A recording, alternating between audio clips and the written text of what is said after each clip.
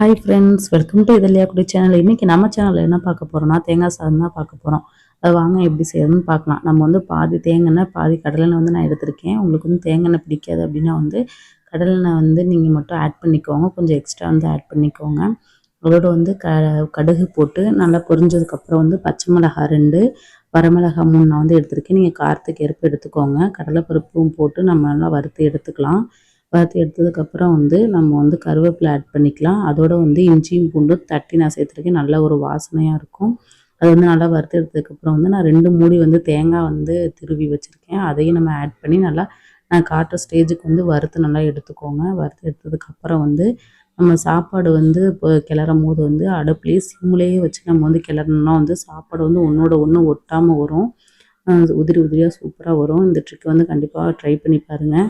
அதுக்கப்புறம் நல்லா கிளறுனதுக்கப்புறம் வந்து உப்பு பார்த்துட்டு நம்ம வந்து கடைசியாக கொத்தமல்லி தூவினோம்னா சுவையான டேஸ்ட்டான தேங்காய் சாதம் ரெடி. தேங்க்யூ.